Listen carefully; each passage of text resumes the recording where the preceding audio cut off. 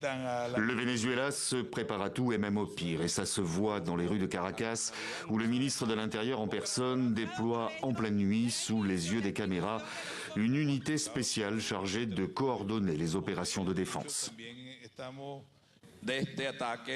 Face à cette attaque contre notre pays, le président a parlé de la défense intégrale de la nation et du passage de la lutte non armée à la lutte armée.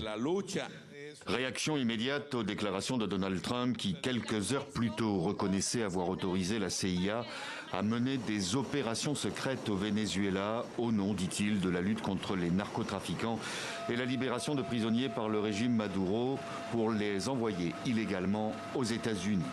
Après la destruction en mer de 5 bateaux suspectés de transporter de la drogue et le déploiement de navires américains dans les Caraïbes, le président américain n'exclut pas d'aller plus loin.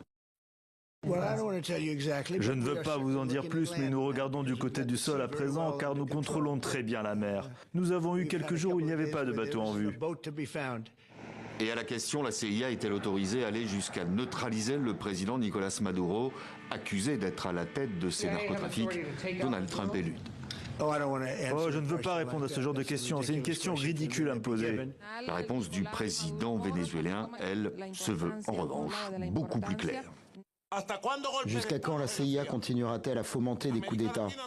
L'Amérique latine n'en veut pas, n'en a pas besoin et les rejette. Non à la guerre dans les Caraïbes, non à la guerre en Amérique du Sud, oui à la paix. Et l'inquiétude dépasse les seules frontières du Venezuela. La Colombie voisine, par la voix de son président, prend ses distances avec Caracas et met en garde sur les répercussions dans la région en cas d'opération menée par la CIA.